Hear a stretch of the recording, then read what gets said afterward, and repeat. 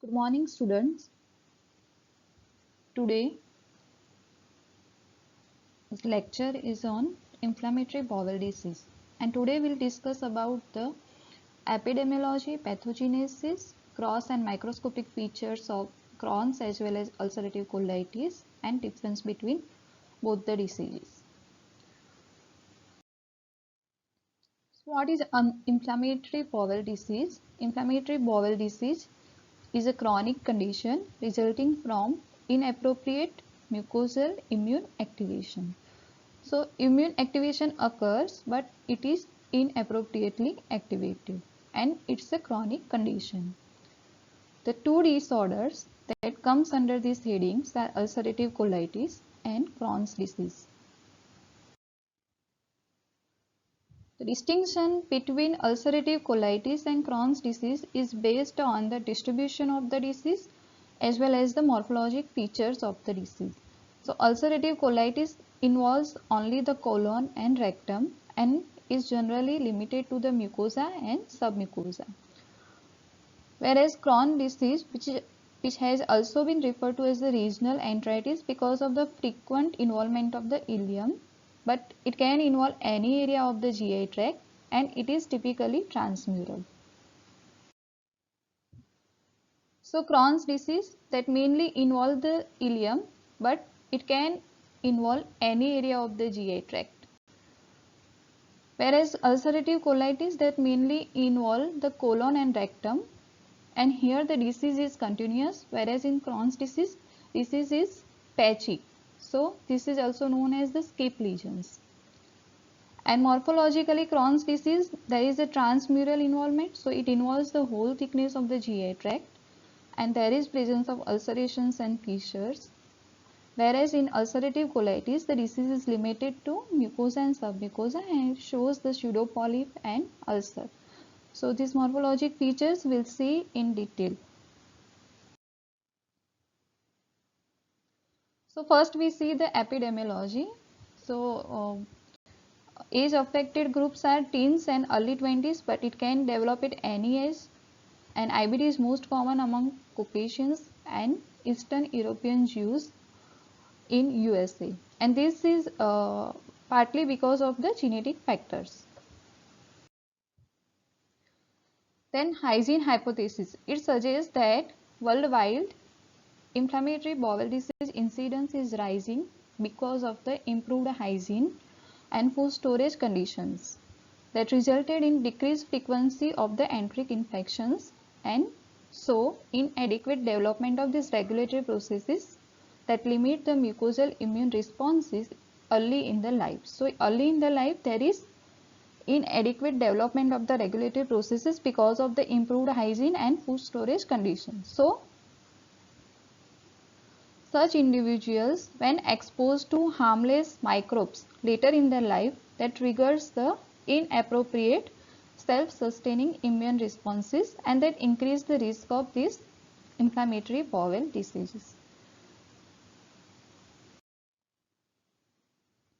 Although many details to support this hypothesis are lacking, but there is observations that the areas which are endemic for helminthic infections, there is low incidence of this inflammatory bowel disease. So that prevent the inflammatory bowel disease development in animal models and even reduce disease in some patients. So lines to support this idea of the hygiene hypothesis.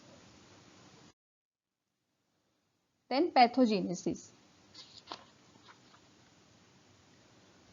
So epidemiologic, genetic and clinical studies, they support the IBD results from a combination of these factors like abnormal host interactions with intestinal microbiota, intestinal epithelial dysfunction, aberrant mucosal immune responses and altered composition of the gut microbe.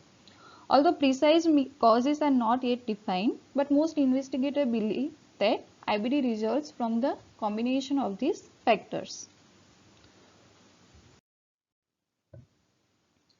First is genetics. So genetics also play a role in the inflammatory bowel disease. So risk of disease is increased when there is an affected family member. Then in Crohn's disease, the concordance rate for the monozygotic twins approach is the 50%. So in monozygotic twins, there is chances of 50% development of the Crohn disease. Genetic factors may also contribute to the phenotypic expression of the disease. So, if twins affected by the Crohn's disease that tends to present within a few years of each other and develop the disease in a similar regions of the GI tract. So that explains that genetic factors may also contribute to the phenotypic expression of the disease. The concordance for the monozygotic twins for ulcerative colitis is only about 50%. So that suggests that genetic factors are less dominant than in the Crohn's disease. And concordance for dizygotic twins is less than 10% for both the forms of the inflammatory bowel disease. Then there is a population-based genome-wide association studies have done, and that identified over 160 IBD-associated genes, and these genes are shared between the Crohn's disease and ulcerative colitis as well as other complex immune-mediated diseases. And several IBD-associated genes also overlap with the genes involved in responses to Mycobacterium, including Mycobacterium tuberculosis and Mycobacterium lepra. So this supports the idea that host microbial interactions are critical to the pathogenesis of IBD, and that may explain some overlap in the histopathology of the Crohn disease and Mycobacterial infection, because the genes are shared between Crohn's disease and Mycobacterium are same. Then one of the genes that most strongly associated with Crohn's disease is NOD2, that is nucleotide oligomerization binding domain 2. And this gene encodes an intracellular protein that binds to bacterial peptidoglycans, so that recognize the bacteria and activates the signaling events including the NFK beta pathway. So that is responsible for the host defense against the bacteria.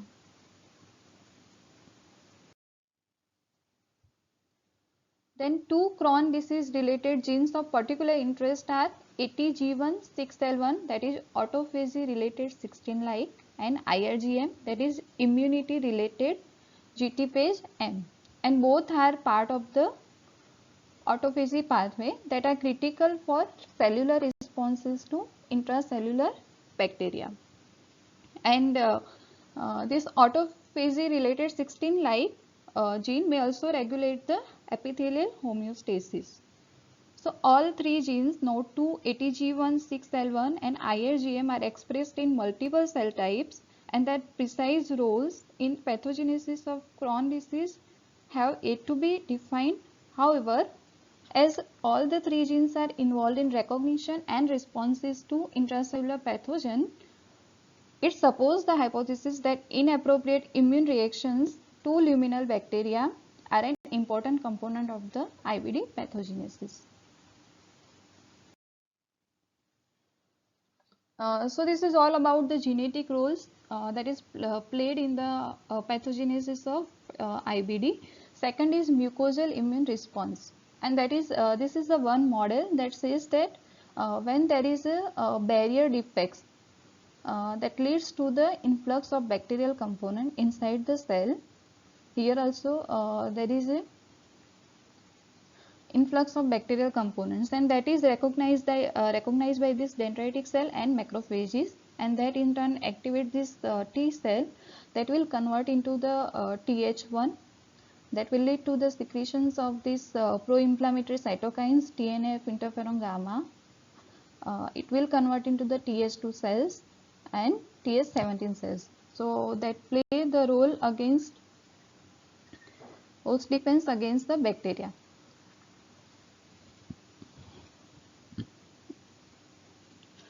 So several observations support a role for mucosal immune responses in the pathogenesis of IBD, and some of these are like in Crohn's disease, the response is polarized to these Th1 cells. Then Th17 T cells most likely contribute to the disease pathogenesis, and this IL-23 receptor which is involved in the development and maintenance of Th17 cells, and certain polymorphisms in this IL-23 receptor confer marked reductions in the risk of both Crohn's and ulcerative colitis.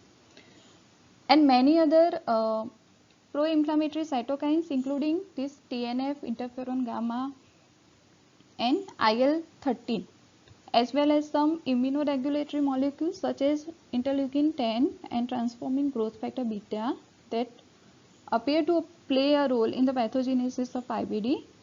And the role of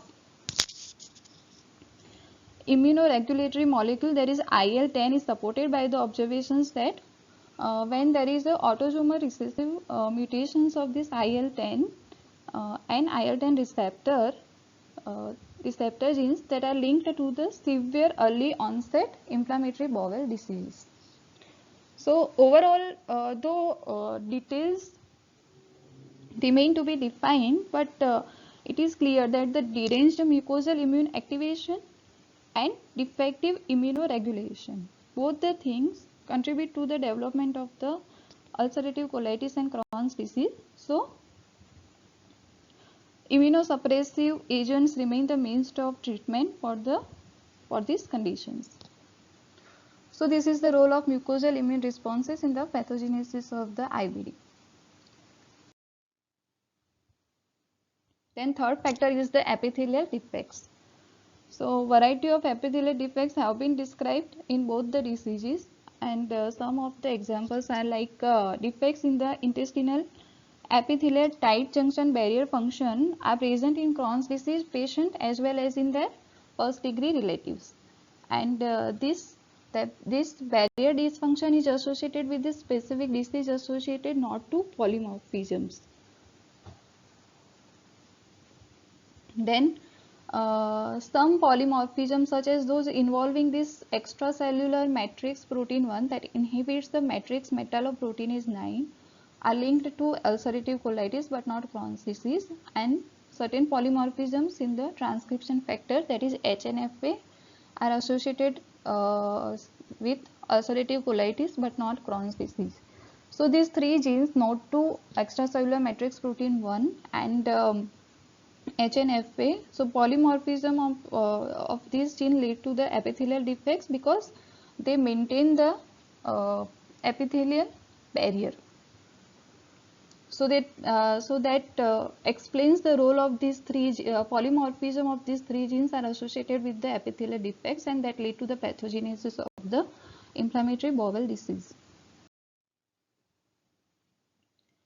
Then fourth thing is the microbiota. So there is abundance of microbiota in the GI lumen, is that it is 10⁻12 organisms per ml in the colon, and it constitutes the 50% of the fecal mass. And as we have seen the linkage to this node 2 that points to the involvement of the microbes in the causation of the Crohn's disease. Then there is a presence of antibodies against this bacteria protein flagellin are most common in Crohn's disease patients who have disease associated this node 2 variants, stricture formation, perforation and small bowel involvement. In contrast, antiflagellin antibodies are uncommon in ulcerative colitis patients. Then there is a microbial transfer studies that induce or reduce the disease in animal models of the inflammatory bowel disease, as well as clinical trials also suggest that probiotic or beneficial bacteria or even fecal microbial transplants from the healthy individuals, if implanted onto the deceased patient, that will benefit the IBD patients.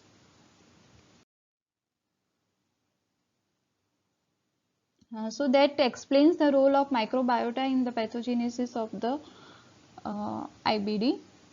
And those patients who are genetically susceptible, when there is a because of this epithelial defects and there is entry of entry of the bacteria that is recognized by this dendritic cell, and there is release of this TNF and other immune mediated signals that will direct epithelia to increase tight junction permeability, and which causes further increase in the flux of this luminal bacteria. So these events may establish a self-amplifying cycle, and that give rise to the maladaptive and injurious immune responses. So in genetically susceptible hosts, there is a self-amplifying cycle. So that will lead to these injurious immune responses. So all this is about the pathogenesis of the inflammatory bowel. Now we will first discuss about the Crohn's disease. So Crohn's disease is an eponym that is based on the 1932 description by Crohn's, Ginsberg and Oppenheimer. That disease is already existed for the centuries.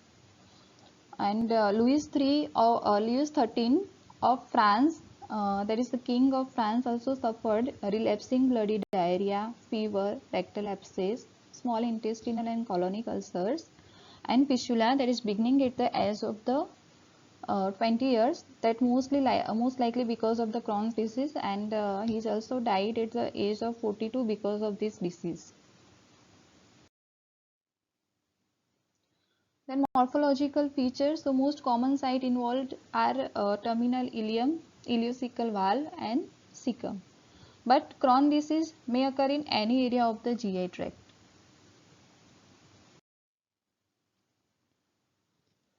So here you can see that terminal ileum is involved in 40% of the cases. Then ileum and colon both are involved in 30% of the cases, and remaining there is only colonic involvement. And the presence of these multiple separate sharply delineated areas of disease that result in the skip lesions is characteristic of Crohn's disease, and strictures are also common in the Crohn's disease. The earliest lesion is the aphthous ulcer, and it may progress, and multiple lesions often coalesce into this elongated serpentine ulcers that is oriented along the long axis of the bowel. And edema and loss of normal mucosal texture are also common in these diseases. Then sparing of this interspersed mucosa, result of this patchy distribution of the Crohn's disease result in this coarsely textured cobblestone appearance, in which this diseased tissue is below the level of this normal mucosa. So it appears like cobblestone.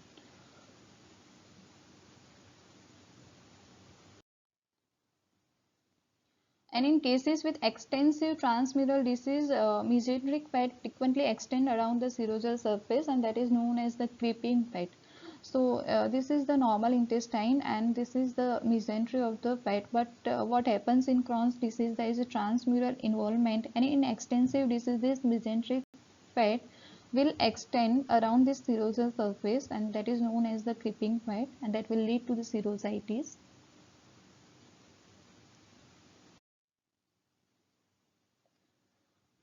And there is also the thickening of the bowel wall in the Crohn's disease.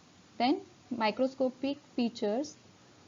First thing is the mucosal architecture distortion. So this is the normal glands, normal crypts and glands. So these are the regular and that lies parallel to each other. But what happens in Crohn's disease, because of the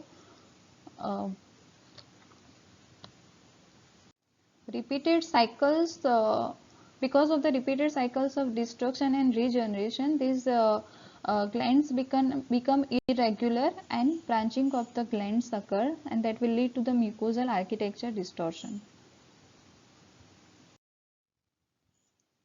Then, as we have seen that in Crohn's disease, that is there is presence of skip lesions. So here you can see that there is a small focus of this uninvolved mucosa in the center, and that is surrounded by the ulcers on both the sides.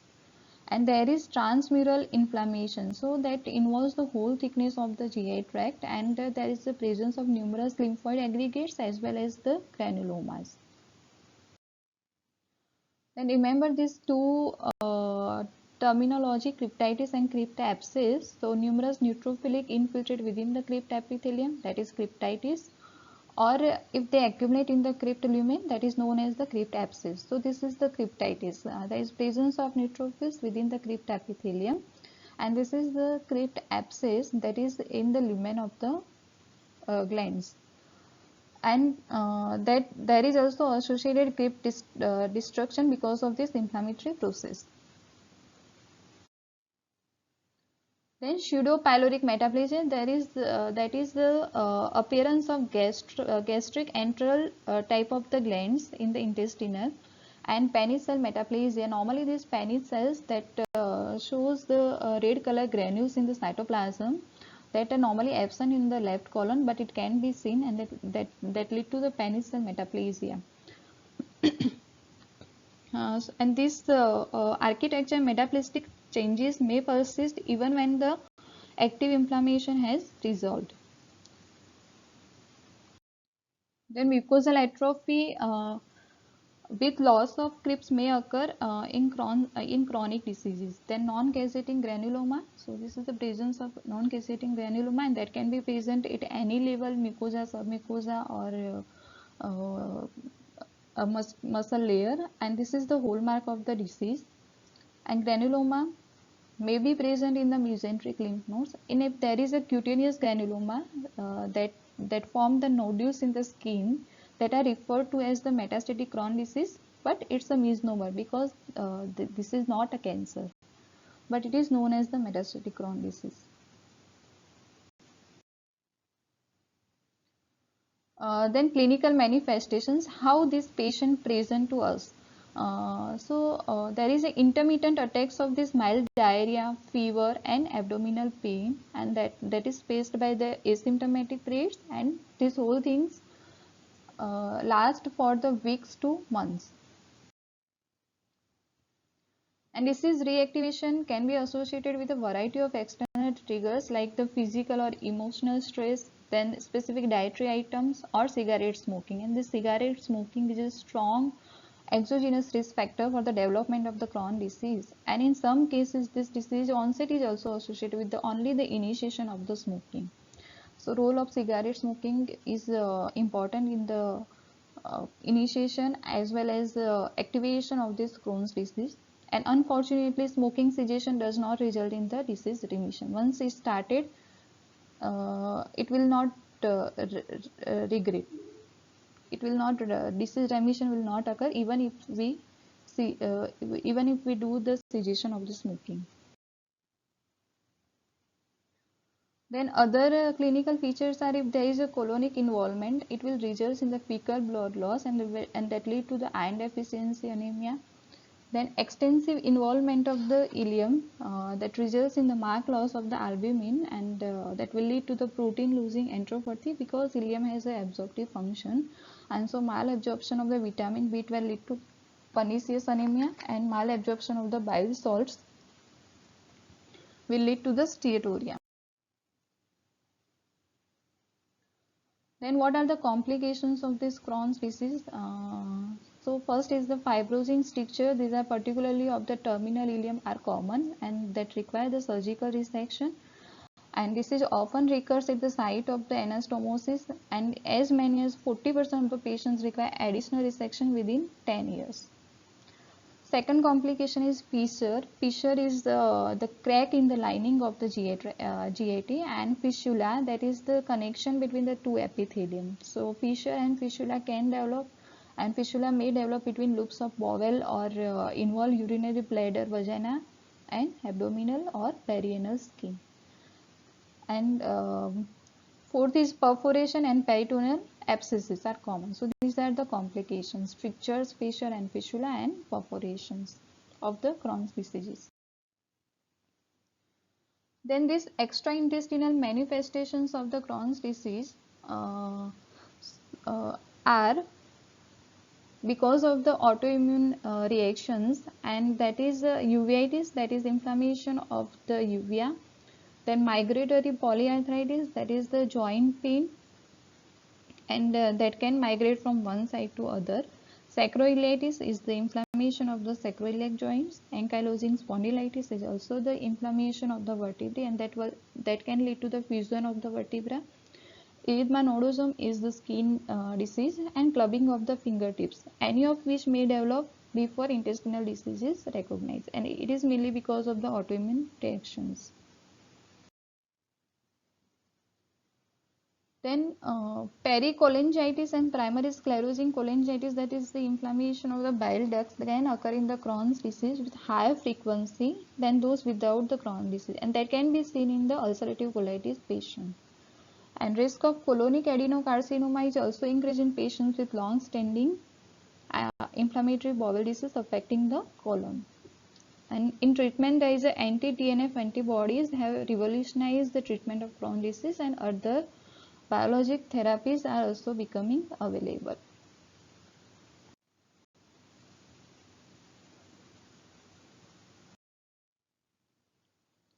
So this is all about the gross and microscopic features and clinical features of Crohn's disease. And the other disease is the ulcerative colitis. Ulcerative colitis is closely related to the Crohn's disease. However, the disease in ulcerative colitis is only limited to the colon and rectum.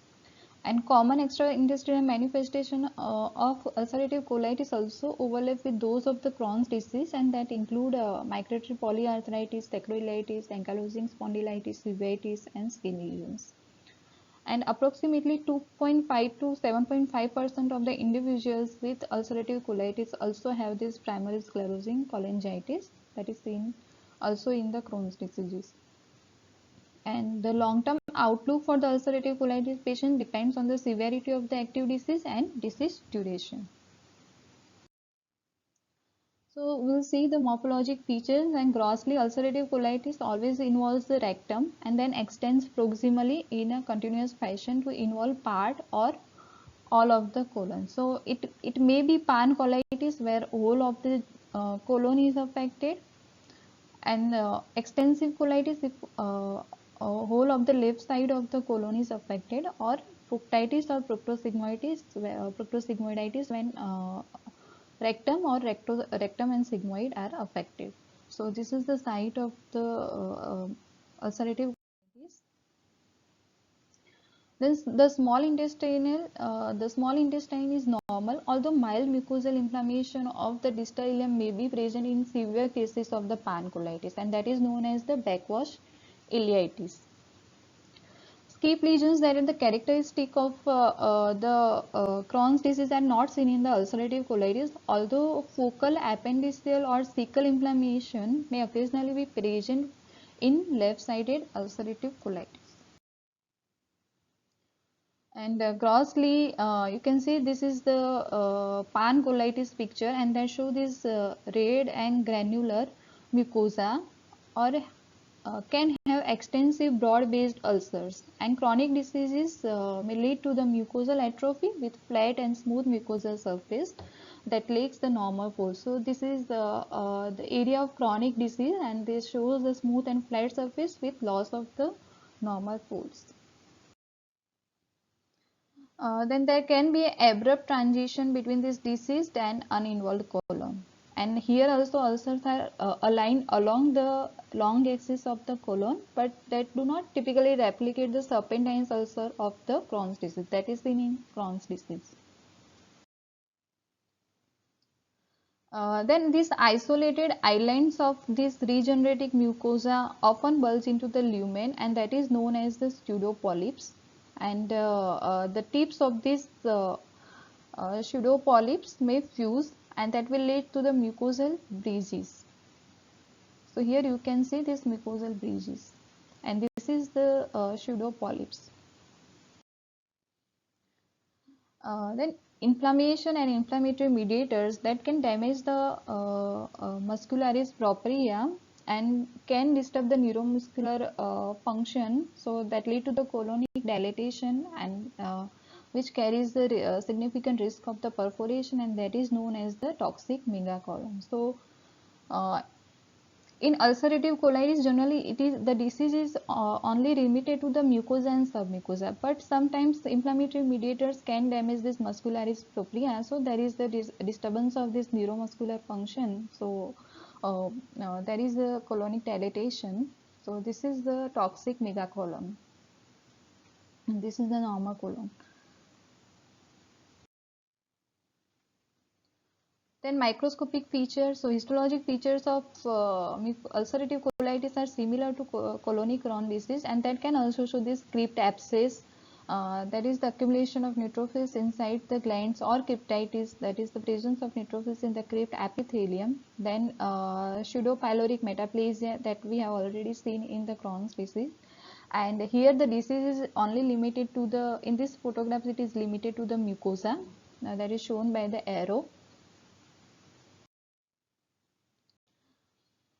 Then submucosal fibrosis, then mucosal atrophy and distorted mucosal architecture, that is seen in the Hill diseases. And this histology may also revert back to near normal after prolonged remission. Granulomas are not present in the ulcerative colitis, that is the characteristic of the Crohn's diseases. And clinical features of ulcerative colitis. So patient present with relapsing disorder, and that is characterized by the bloody diarrhea with stringy mucoid material, lower abdominal pain, and cramps that are temporarily relieved by the defecation. And this symptom may persist for days, weeks, or months before they subside. And sometimes in some patients this initial attack may be severe enough that constitute the medical or surgical emergency, and patient have to come in the emergency to the hospital. And more than half of the patients have clinically mild disease, and almost all experience at least one relapse during the 10-year period. And 30% patients require colectomy within the first 3 years after the presentation because of these uncontrollable symptoms. And colectomy effectively cures the intestinal disease in ulcerative colitis, but extraintestinal manifestations may persist even after the colectomy. And here also there are some factors that trigger the ulcerative colitis, this infectious enteritis that precedes the disease onset in some cases. In other cases, the first attack is preceded by the psychological stress, which may also be linked to the relapse during the remission. So psychological stress is the first time presentation trigger, or may be linked to relapse during the remission. And the initial onset of these symptoms has also been reported to occur shortly after smoking cessation in some patients, and smoking may partially relieve the symptoms. So here smoking is beneficial, but unfortunately studies of nicotine as a therapeutic agent have been disappointing. So this is all about ulcerative colitis, gross microscopic and clinical features. And let us see the difference between Crohn's disease and ulcerative colitis, that is most important. First see the macroscopic findings. So sites affected are ileum and colon in the Crohn's disease, whereas in ulcerative colitis, colon is most commonly affected. Distribution wise, Crohn's disease show scape lesions, whereas ulcerative colitis is diffuse involvement. Strictures are common in Crohn's disease, whereas it is rarely seen in ulcerative colitis. And here there is thickening of the wall, whereas in ulcerative colitis there is normal appearance. Then microscopically, inflammation is transmural in Crohn's disease, and it is limited to mucosa in ulcerative colitis. Pseudopolyps mainly seen in the ulcerative colitis. Ulcers are deep in Crohn's disease, whereas it is superficial and broad based in the ulcerative colitis. Lymphoid reaction, fibrosis, serositis, all are marked in the Crohn's disease. Then granulomas are the characteristic feature of Crohn's disease, and fistula and sinuses are also commonly seen in the Crohn's disease. Clinically, perianal fistula, fat and vitamin malabsorption are seen in the Crohn's disease. Malignant potential is seen in both the diseases. Recurrence after surgery is common in Crohn's disease, and toxic megacolon is seen in the ulcerative colitis. So this is the difference between Crohn's and ulcerative colitis.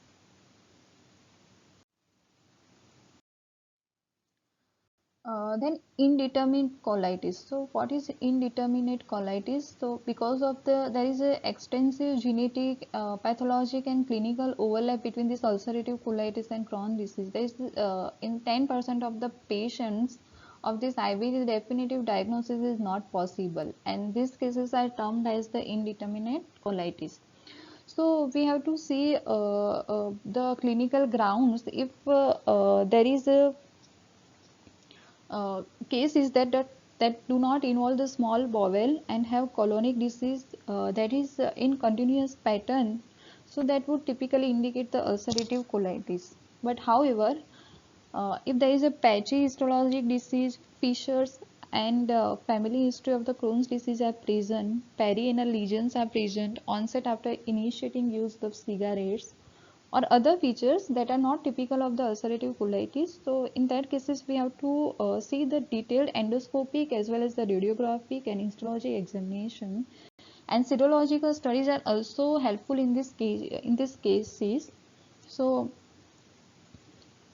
in ulcerative colitis there is a presence of p-ANCA, that is antibodies against perinuclear antineutrophilic cytoplasmic antibodies, that is commonly seen in ulcerative colitis, whereas in Crohn's disease there is a presence of antibodies to Saccharomyces cerevisiae. So all these detailed investigations can help in these cases, and however some even the serologic results can be ambiguous in cases uh, that are indeterminate on the clinical grounds. So because of this, despite diagnostic uncertainty and there is extensive overlap in the medical management of this ulcerative colitis and Crohn's disease, also allows the patient that carries this diagnosis of indeterminate colitis to be treated effectively.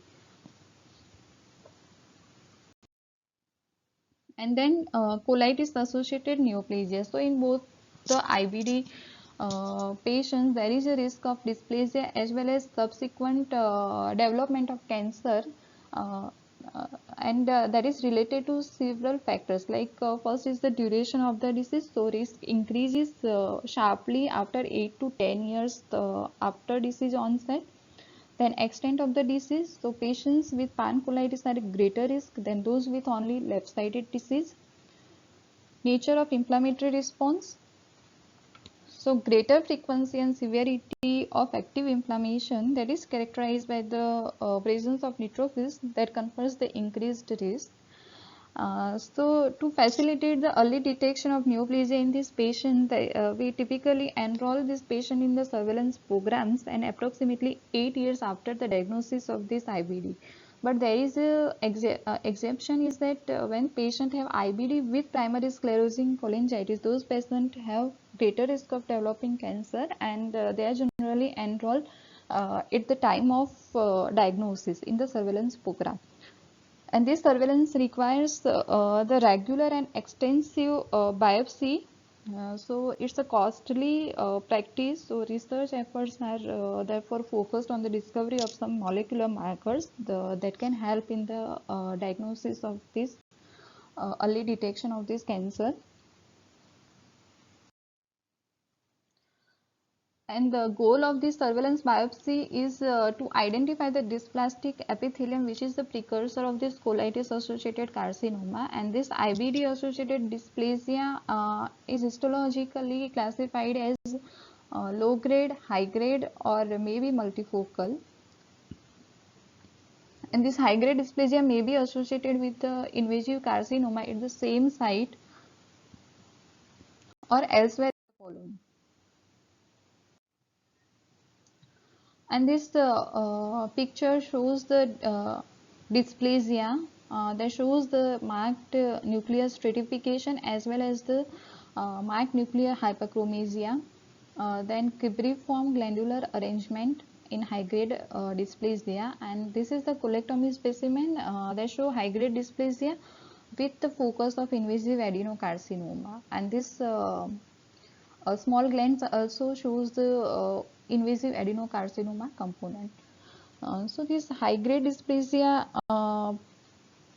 patients often requires prompt colectomy, and in low grade dysplasia may also be treated with the colectomy or may be followed closely depending on variety of factors including the patient age and the number of dysplastic foci are present. So this is all about indeterminate colitis as well as the colitis associated neoplasia. So in summary, we have discussed uh, what is inflammatory bowel disease. Is basically a chronic condition that results from the inappropriate mucosal immune activation, and two types, ulcerative colitis and Crohn's disease. We have seen the epidemiology and hygiene hypothesis that explains the role in IBD. Then in pathogenesis, we have seen the genetics that plays a role, so that is common in twins as well as in the affected family members, and the three important genes that are important are NOD2, then ATG16L1 and IRGM. Then mucosal immune response. So we have seen the role of Th1 type, then Th17 cells and interleukin 23 receptor and some pro-inflammatory and immunoregulatory molecules, and it explains that it is mainly because of the deranged mucosal immune activation and defective immunoregulation. Third factor, we have seen that epithelial defects and this intestinal barrier defect is because of this NOD2 polymorphism as well as the polymorphism in extracellular matrix 1 protein that inhibits the matrix metalloproteinase, and polymorphism in the HNFA. All the three are associated with the maintenance of the intestinal barrier, and so polymorphism are associated with the barrier defects and that lead to the influx of the bacterial components. And fourth is the role of microbiota in the pathogenesis of IBD. Then we have seen the Crohn's disease and gross as well as the microscopic features. So most common site is the ileum, but it can involve the colon, and scalp lesions are the characteristic feature. We have seen that early it is the aphthous ulcer, then it convert into the serpentine ulcer. There is presence of cobblestone like appearance and creeping fat. And in microscopy, we have seen that there is a distortion of the mucosal architecture and presence of cryptitis as well as crypt abscess, pseudopyloric metaplasia, penicillin metaplasia, and non-casseting granulomas that are the characteristic of Crohn's disease, and metastatic Crohn's disease, that is the presence of cutaneous nodule. And some clinical features of this Crohn's disease and extraintestinal manifestations. Then in ulcerative colitis, the most common site is the colon, and it can shows the extraintestinal manifestations like the Crohn's disease, and morphologically it involves the rectum, and then in continuous fashion to involve the part or whole of the colon, and it shows the broad based ulcer or red and granular mucosa. There is presence of pseudopolyps and mucosal bleachings, and in chronic disease there may be presence of mucosal atrophy and toxic megacolon. And microscopically some features are same as ulcerative colitis, cryptitis, and crypt abscess or pseudopyloric metaplasia. And the inflammatory process is diffuse, and that is limited to mucosa and superficial part of the submucosa, and granulomas are not present. And clinical features we have seen. And indeterminate colitis, when there is a